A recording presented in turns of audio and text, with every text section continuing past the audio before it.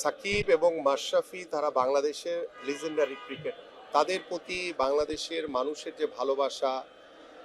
আমি দেখেছি, এবং খেলার প্রতি তাদের যে একটি আকৃষ্টতা রয়েছে, আমি একজন ক্রীড়াবিদ হিসেবে মনে করি যে যেহেতু তাদের যে মামলা সংক্রান্ত বিষয়টি রয়েছে সেটি রাষ্ট্রীয় সিদ্ধান্ত, এবং রাষ্ট্রীয় সিদ্ধান্ত অনুযায়ী তারা ব্যক্তিগত তাদের যে লয়ার রয়েছে এবং তাদের লয়ারের মাধ্যমে তারা যদি আইনগত যে বিষয়গুলো রয়েছে সেগুলো ফেস করে তারা যদি নিরপরাধ হয়ে তারা যদি দেশের মাঠে এসে খেলে, সেই জায়গাতে আমরা আমরা আমি একজন স্পোর্টসম্যান হিসেবে অবশ্যই এটাতে আমি তাদেরকে ওয়েলকাম করব যে আপনারা এসে আপনাদের যে মামলাগুলো রয়েছে সেগুলো ফেস করে আপনারা যদি নিরপরাধ হন, আপনারা সবকিছু কিউর করে এসে যদি আপনারা মাঠে আসেন, আমরা মোস্ট ওয়েলকাম পাবেন। ফলের নির্যাস ও দুধের সমন্বয়ে পোলার টর্নেডো গ্রিন অ্যাপল আইসক্রিম। মন ভালো থাক। দেশ গড়ার পরিকল্পনার ভিতরে যে 8টি সাবজেক্ট রয়েছে সেই 8টির ভিতরে স্পোর্টস হচ্ছে অত্যন্ত গুরুত্বপূর্ণ একটি সাবজেক্ট, এবং সেই স্পোর্টসকে আমরা সারা বাংলাদেশের তৃণমূল পর্যায়ে ছড়িয়ে দেওয়ার জন্য আমরা যেই কাজগুলো ইতিমধ্যে আপনাদের সাথে বিভিন্ন সময়ে আলোচনা করেছি, কথা বলেছি, এবং আমরা চাই যে খেলাধুলাকে পেশা হিসেবে প্রতিষ্ঠার মাধ্যমে আমরা প্রত্যেকটি তৃণমূল পর্যায়ে আমরা খেলাধুলাকে ছড়িয়ে দিতে চাই। কারণ খেলাধুলা এমন একটি জায়গা যে দল মত নির্বিশেষে একটি জাতিকে আমরা ঐক্যবদ্ধ করতে পারি, এবং সেখানে আমরা সবাই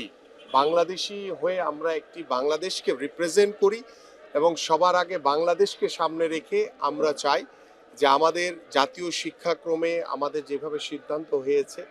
যে আমরা 4র্থ শ্রেণী থেকে আমরা খেলাধুলাকে বাধ্যতামূলক করব, পাশাপাশি নতুন করে স্পোর্টসের যে কর্মসূচিটি এটি আমরা চেষ্টা করছি যে ঈদের পরপরই আমরা যাতে উপজেলা, জেলা, বিভাগীয় লেভেলে আমরা শুরু করে দিতে পারি, এবং সেটি একদম ইউনিয়ন লেভেল থেকে আমরা শুরু করব, এবং সেই ইউনিয়ন লেভেল থেকে শুরু করে আমরা চেষ্টা করব যে এই আগামীর বাংলাদেশে একটি যাতে আমরা বাৎসরিক একটি ক্যালেন্ডার তৈরি করব, এবং সেই ক্যালেন্ডার অনুযায়ী আমাদের স্পোর্টস মিনিস্ট্রি এবং আমাদের এনএসসি থেকে আমাদের যে ক্যালেন্ডাররা রয়েছে, এবং আমরা সেখানে আন্তর্জাতিক পর্যায়ে আমাদের ফুটবল, ক্রিকেট থেকে শুরু করে সকল আর্চারি, শুটিং, ভলিবল, হ্যান্ডবল, আমাদের সাঁতার, সকল খেলোয়াড়দের একটি যে আমরা সারা বছর একটি ক্যালেন্ডার ভিতরে নিয়ে আসতে চাই, এবং সেই ক্যালেন্ডার ভিতরে আনার মাধ্যমে আমরা আমাদের যে জেলা ক্রীড়া অফিসার রয়েছে এবং আমরা উপজেলা ক্রীড়া অফিসার আমরা সৃজন করব ইনশাল্লাহ, এবং আমরা প্রত্যেকটি স্কুলে আমরা এখন এই পর্যায়ে হয়তো বা আমরা প্রত্যেকটি স্কুলে ক্রীড়া শিক্ষক নিয়োগ দিতে পারবো না, বাট আমরা উপজেলা পর্যায়ে প্রত্যেকটি ইভেন্টের জন্য 3 জন করে ক্রীড়া শিক্ষক নিয়োগের মাধ্যমে আমরা টোটাল একটি বাংলাদেশের পরিবেশগতভাবে সামাজিকভাবে আমরা একটি পরিবর্তন আনতে চাই বাংলাদেশের ক্রীড়াঙ্গন নিয়ে। এবং আপনি যে বিষয়টি বলেছেন যে আমি আমার এলাকার জন্য কি করব, আমি যেহেতু স্পোর্টসম্যান এবং আমার এই এলাকা সহ আমাদের ঢাকা মহানগরীতে আপনারা সকলেই জানে যে খেলার মাঠের অনেক অভাব, এবং আমাদের যেটি পরিকল্পনার ভিতরে রয়েছে যে আমরা 2টি ওয়ার্ড কিংবা 3টি ওয়ার্ডের মাঝখানে আমরা 3 থেকে 4 বিঘার মতো জায়গা যদি সরকারিভাবে অ্যাকোয়ার করে আমরা আমাদের প্রত্যেকটি এলাকার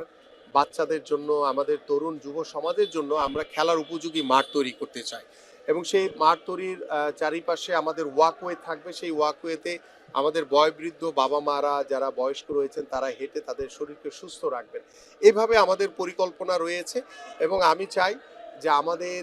প্রত্যেকটি এলাকায়, বিশেষ করে আমার এই নির্বাচনী এলাকায় মাদকের একটি বড় সমস্যা রয়েছে, এবং মাদক মুক্ত সমাজ গড়ার জন্য ইতিমধ্যে মাদকের সাথে যারা অসাধু ব্যবসায়ী রয়েছেন তাদের বিষয়গুলো নিয়ে ইতিমধ্যে আমরা প্রশাসনের সাথে বিভিন্ন লেভেলে কথা হচ্ছে, এবং আমরা আশা করছি যে দ্রুতই যারা অসাধু মাদক ব্যবসায়ী রয়েছেন তাদেরকে আইনের আওতায় এনে তাদের বিচার কার্য সম্পন্ন করা। পাশাপাশি আমরা আমাদের ভবিষ্যৎ প্রজন্মকে আমরা প্রত্যেকটি স্কুলে যেভাবে 4র্থ শ্রেণী থেকে আমরা খেলাধুলাকে বাধ্যতামূলক করতে যাচ্ছি, সেই খেলাধুলাকে বাধ্যতামূলক করার মাধ্যমে আমরা একটি সুস্থ জাতি গড়ে তুলতে পারবো। এবং আমার এই এলাকায় যতগুলো স্কুল রয়েছে এবং আমাদের এই এলাকায় যতগুলো শিক্ষা প্রতিষ্ঠান রয়েছে, মাদ্রাসা রয়েছে, কারিগরি শিক্ষা প্রতিষ্ঠান রয়েছে, সবগুলোকেই আমরা খেলাধুলার আওতায় এনে তাদের মাধ্যমে আমরা খেলাধুলাকে একদম রুট লেভেলে ছড়িয়ে দিতে চাই। সবাই যে ন্যাশনাল প্লেয়ার হবে বিষয়টা এরকম না, বাট আমরা একটি সুস্থ জাতি গড়ে তোলার জন্য খেলাধুলার কোনো বিকল্প নেই। এবং আপনারা সকলেই জানেন যে আমাদের ডিভাইসের প্রতি আমাদের ভবিষ্যৎ প্রজন্ম যারা যেভাবে আসক্ত হয়ে গেছে, সেই ডিভাইস থেকেও আমরা আমাদের সন্তানদেরকে, ভবিষ্যৎ প্রজন্মকে আমরা দূরে রাখতে চাই। সো আমি যুব ও ক্রীড়া মন্ত্রণালয়ের দায়িত্বপ্রাপ্ত একজন প্রতিমন্ত্রী হিসেবে আমি আমার এই এলাকায় খেলাধুলার মাধ্যমে আমাদের যুব সমাজকে আমি নতুনভাবে ঢেলে সাজাতে চাই এবং যুব সমাজের যারা বেকার রয়েছে তাদেরকে বিভিন্ন প্রশিক্ষণের মাধ্যমে তাদের কর্মসংস্থান আমি নিশ্চিত করতে চাই ইনশাআল্লাহ। আমি ইতিমধ্যে আপনারা জানেন যে আমি আমাদের 51টি ফেডারেশনের সাথে বসেছিলাম এবং তাদের কাছ থেকে কিছু গত 1 বছরের তাদের সফলতার কিংবা তাদের ব্যর্থতার যে মূল্যায়ন, সেটার একটি রিপোর্ট আমি তাদের কাছে চেয়েছি এবং তাদের বাৎসরিক ক্যালেন্ডার চেয়েছি এবং আমি যেইভাবে বিগত সরকার চালিয়েছে আমরা দেখছি, এখানে আরো অবজারভেশন করছি আরো কোথাও কোনো সমস্যা আছে কিনা, বাট আমরা খুব পজিটিভলি চিন্তা করছি যে আমরা অতীতের দিকে না তাকিয়ে আমরা যে ভালোটা করতে চাই সেই ভালোটা যাতে আমি আমার দ্বারা শুরু করতে পারি। আমাদের মাননীয় প্রধানমন্ত্রী তিনি যে শুরুটা করতে চান, আমি চাই যে তার নেতৃত্বে আমরা সেই ভালোর পক্ষে, ভালোর সাথে যাতে আমরা শুরুটা করতে পারি। সো বিগত অতীত নিয়ে আমরা হয়তো বা আলোচনা করব, পর্যালোচনা করব, সেখান থেকে কোথায় কোথায় সমস্যা রয়েছে সেই সমস্যাগুলো শুধরিয়ে আমরা সামনের দিকে এগিয়ে যেতে চাই। আমরা পিছনের দিকে আর তাকাতে চাই না। আমরা সামনের দিকে এগিয়ে আমাদের স্পোর্টসের মাধ্যমে আমরা যে কথাটি আমি বিগত সময় বলেছি যে আমাদের পারিবারিক ব্যবস্থাপনায়, আমাদের সামাজিক ব্যবস্থাপনায় আমরা গুণগত পরিবর্তন আনতে চাই এই খেলাধুলার মাধ্যমে। সর্বোপরি এই খেলাধুলার মাধ্যমে আমরা যাতে রাষ্ট্রীয়ভাবে আগামী রাজনীতিতেও যাতে গুণগত পরিবর্তন আনতে পারি। আমি তো বেশি দিন হয়নি, মাত্র 7-8 দিন হয়েছে অফিস করেছি। সো আমি বিষয়গুলো নিয়ে ফেডারেশনগুলোর সাথে ইন্ডিভিজুয়ালি বসা শুরু করেছি, আপনারা জানেন। তো প্রত্যেকটি ফেডারেশনের সাথে বসলে তাদের সাথে আলোচনার মাধ্যমে কোথায় কোথায় সমস্যা রয়েছে, তাদেরও কি সমস্যা রয়েছে এবং কিভাবে আমরা তাদের পাশে দাঁড়াতে পারি, এবং স্পোর্টস মিনিস্ট্রি, এনএসসি এবং আমাদের ফেডারেশন, ক্রীড়াবিদ, ক্রীড়া সংগঠক সবাইকে আমি একটি পরিবারের আওতায় নিয়ে আসতে চাই এবং পরিবারের মতো করেই আমরা একে অপরের পাশে থেকে যাতে আমরা আমাদের স্পোর্টসকে এগিয়ে নিয়ে যেতে পারি, এটাই হচ্ছে আমার প্রত্যাশা। আমাদের যেহেতু বিভাগীয় ক্রিকেট স্টেডিয়াম রয়েছে চট্টগ্রামে, তো সেই ক্ষেত্রে ফুটবল স্টেডিয়ামের জন্য যেহেতু ফিফার অর্থায়নে তারা আমাদের স্টেডিয়ামগুলোকে সংস্কার করবে এবং সেই স্টেডিয়ামগুলো আরো নতুন আঙ্গিকে সাজানো হবে এবং সেই চিন্তা ভাবনা করেই যে আমাদের যেখানে ইতিমধ্যে ক্রিকেট স্টেডিয়াম রয়েছে এবং আপনারা জানেন যে দীর্ঘদিন ধরে কমলাপুর আসলে ফুটবল হচ্ছে, কিন্তু আনুষ্ঠানিকভাবে সেই বরাদ্দটা তাদেরকে দেওয়া হয়নি। যেহেতু ফিফার অনুদানে আমাদের বাংলাদেশ ফুটবল ফেডারেশন আরো অনেক স্টেডিয়ামের তারা বরাদ্দ চেয়েছে, বাট আমরা প্রাথমিক পর্যায়ে কমলাপুর, চট্টগ্রাম এবং আমরা সিলেটের স্টেডিয়ামকে আমরা চুক্তির মাধ্যমে সেটি আমরা তাদেরকে বরাদ্দ দিব এবং এটি আমরা মন্ত্রণালয়ের আমাদের যে মিটিং, সেই মিটিংয়ে আমরা নীতিগতভাবে সিদ্ধান্ত নিয়েছি এবং সেই সিদ্ধান্ত অনুযায়ী আমরা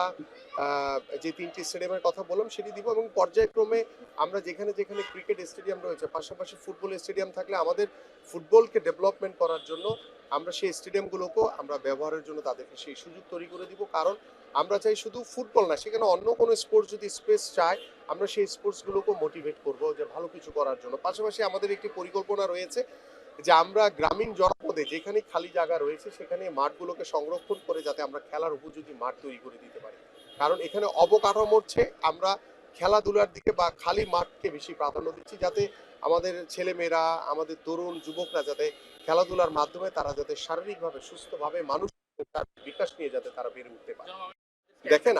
আমি একজন প্লেয়ার, সাকিব এবং মাশরাফি তারা বাংলাদেশের লিজেন্ডারি ক্রিকেটার। তাদের প্রতি বাংলাদেশের মানুষের যে ভালোবাসা আমি দেখেছি এবং খেলার প্রতি তাদের যে একটি আকৃষ্টতা রয়েছে, আমি একজন ক্রীড়াবিদ হিসেবে মনে করি যে যেহেতু তাদের যে মামলা সংক্রান্ত বিষয়টি রয়েছে সেটি রাষ্ট্রীয় সিদ্ধান্ত এবং রাষ্ট্রীয় সিদ্ধান্ত অনুযায়ী তারা ব্যক্তিগত তাদের যে লয়ার রয়েছে এবং তাদের লয়ারের মাধ্যমে তারা যদি আইনগত যে বিষয়গুলো রয়েছে সেগুলো ফেস করে তারা যদি নিরপরাধ হয়ে তারা যদি দেশের মাঠে এসে খেলে, সেই জায়গাতে আমি একজন স্পোর্টসম্যান হিসেবে অবশ্যই এটাতে আমি তাদেরকে ওয়েলকাম করব যে আপনারা এসে আপনাদের যে মামলাগুলো রয়েছে সেগুলো ফেস করে আপনারা যদি নিরপরাধ হন, আপনারা সবকিছু কিউর করে এসে যদি আপনারা মাঠে আসেন, আমরা মোস্ট ওয়েলকাম তাদের। আমরা প্রত্যেকটি ফেডারেশনকে স্বাবলম্বী করার জন্য ইতিমধ্যে আমরা আজকে আর্থিক প্রতিষ্ঠান আমাদের বেশ কিছু ব্যাংকের যারা ব্যবস্থাপনা পরিচালক এবং নির্বাহী পরিচালক হিসেবে যারা দায়িত্ব পালন করছেন তাদের সাথে বসে যে খুব পজিটিভ একটি মিটিং হয়েছে এবং সেই পজিটিভ মিটিং থেকে তারাও আন্তরিকতা দেখিয়েছে যে না, আমরা আমাদের বাংলাদেশের স্পোর্টসকে এগিয়ে নিয়ে যাওয়ার জন্য আমাদের মাননীয় প্রধানমন্ত্রী জনাব তারেক রহমানের যে চিন্তা রয়েছে, যে ভাবনা রয়েছে, সেই ভাবনার সাথে তারা একমত পোষণ করে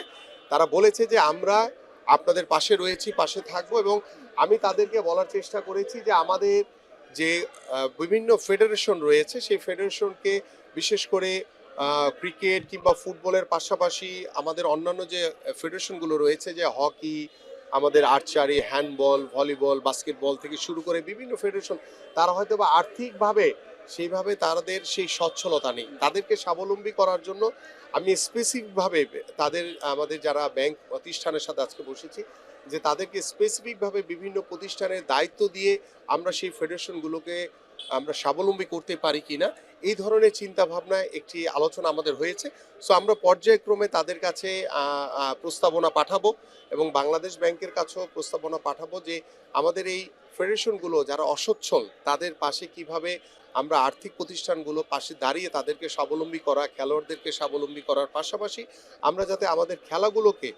দেশীয়ভাবে সমৃদ্ধ করে যাতে আন্তর্জাতিক অঙ্গনে যাতে একটি ভালো জায়গায় পৌঁছাতে পারি, এই জন্য আমরা তাদের সকলের কাছে সহযোগিতা চেয়েছি।